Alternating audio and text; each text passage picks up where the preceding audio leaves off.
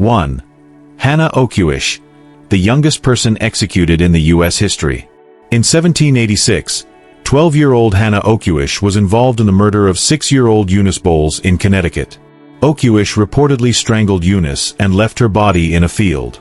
The details of the crime were disturbing, and the young age of the perpetrator made the case even more shocking to the public. Hannah Oquewish was arrested, tried, and convicted for the murder of Eunice Bowles. Despite her age, she was sentenced to death. Oquewish's case became a focal point for debates about justice for children and the severity of punishment for young offenders during that time.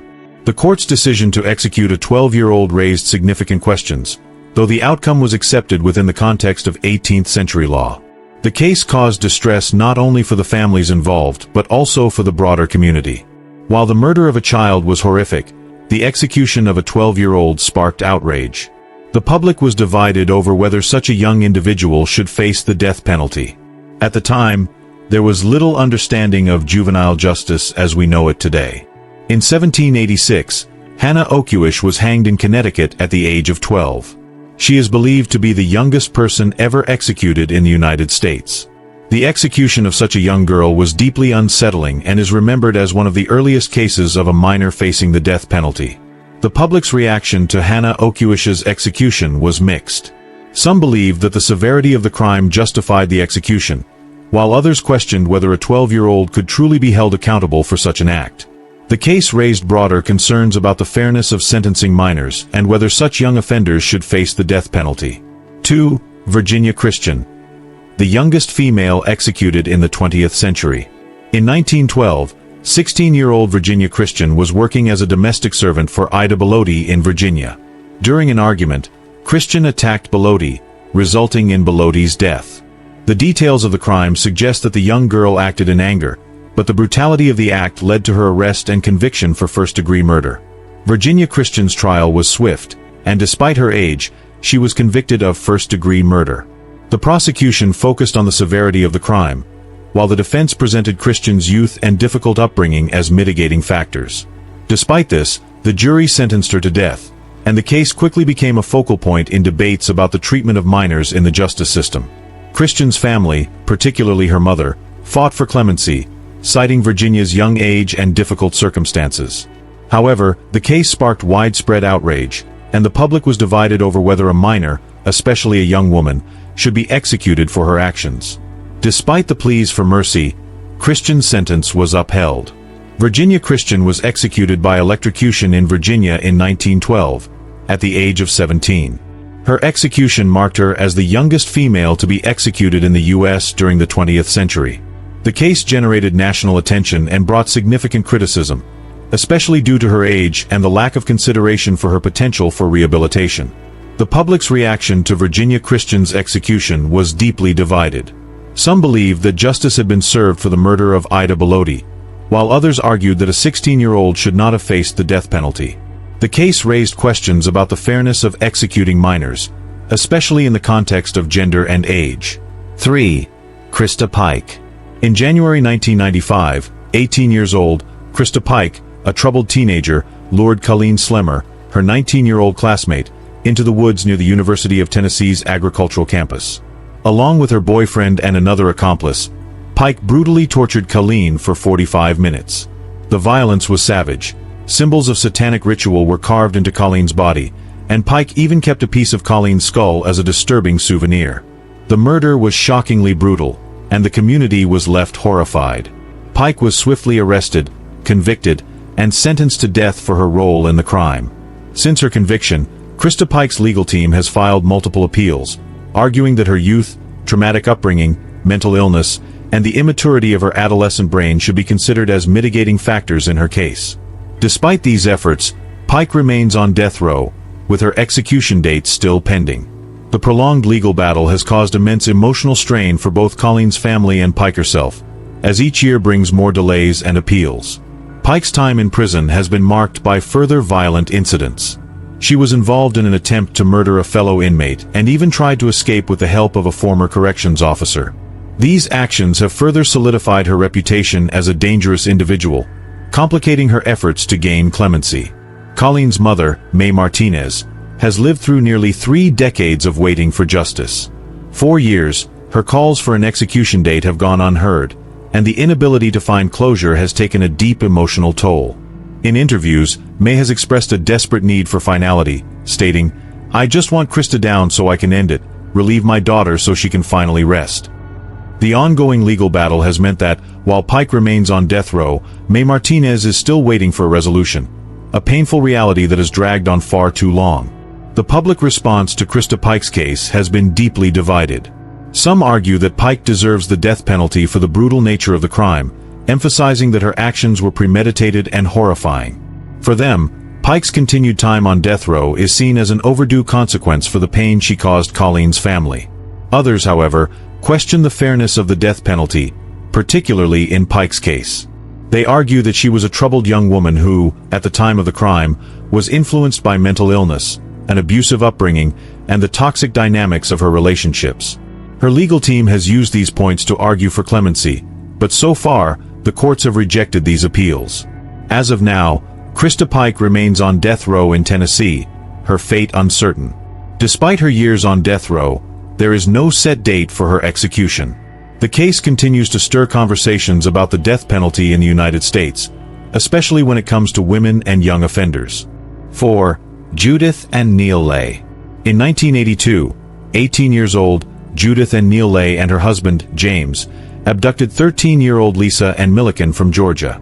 They took her to Alabama, where they held her captive, tortured her, and ultimately killed her. The crime was horrific, and the investigation quickly tied Judith and her husband to it. Lisa's body was found in a remote location, and the details of the crime shocked the public. Judith's involvement in the crime, especially at such a young age, was deeply disturbing. It wasn't an isolated act. Judith and her husband were linked to other deaths, but it was Lisa's murder that led to Judith's death sentence. Judith's trial was swift. The prosecution focused on the brutality of the crime, and the jury convicted her of capital murder. Despite arguments about her troubled upbringing and emotional struggles, the jury sentenced her to death in 1983. The crime, and Judith's age, raised serious questions about the fairness of the death penalty for someone so young. Lisa's family faced years of pain, waiting for justice. They fought for a swift resolution, but the case dragged on for years due to multiple appeals from Judith's defense team. Some argued that Judith's age, mental health issues, and background should be considered, while others believed the crime itself warranted the harshest punishment. In 1999, after years of appeals, the Alabama Board of Pardons and Paroles decided to commute Judith's death sentence to life in prison without the possibility of parole. This decision sparked debate, with some feeling she deserved another chance and others believing she should have stayed on death row. The public's reaction was split. Some believed the original death sentence was justified given the severity of the crime, while others felt Judith's commutation was an opportunity for her to reform.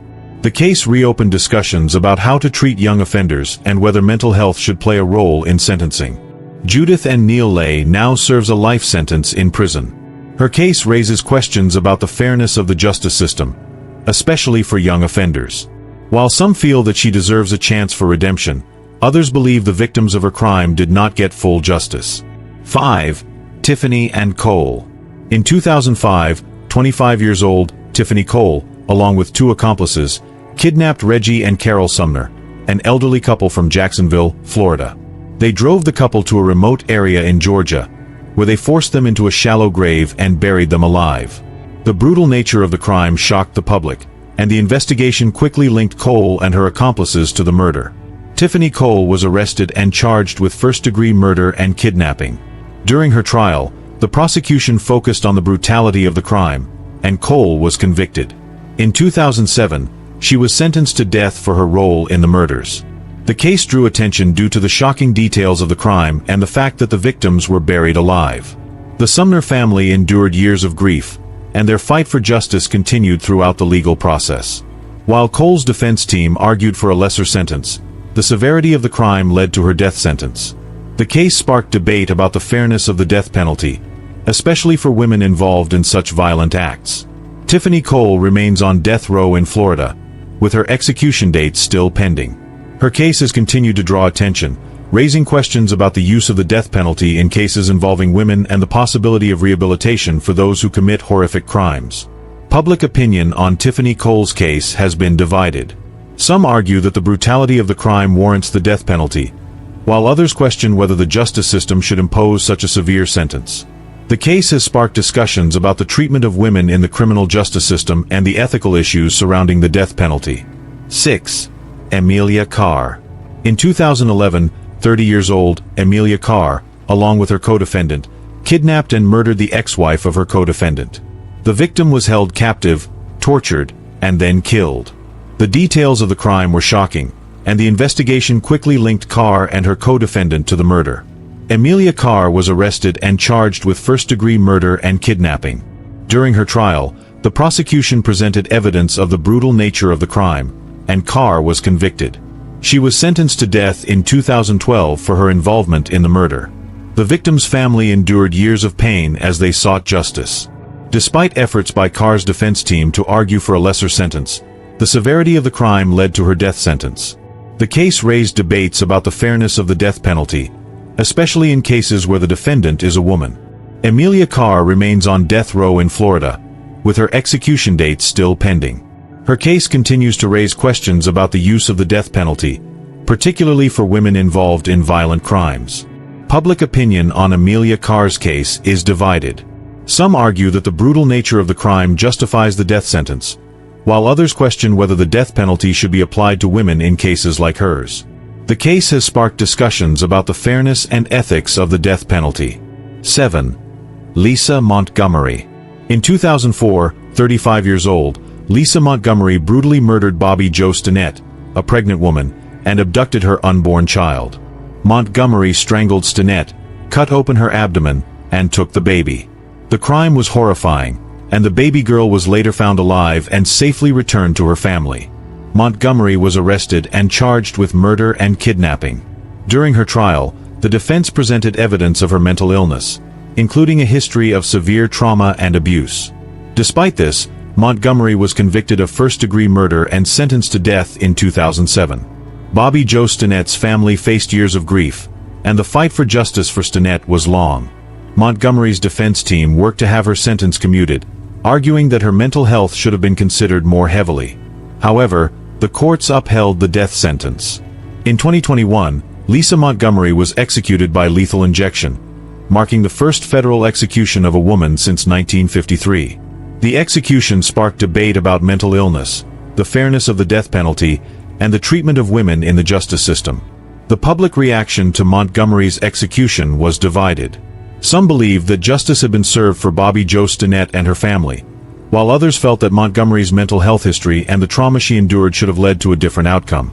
The case raised questions about the use of the death penalty, particularly for women and those with severe mental health issues. Thank you for watching. Like, share and subscribe for more historical and memorable stories like this.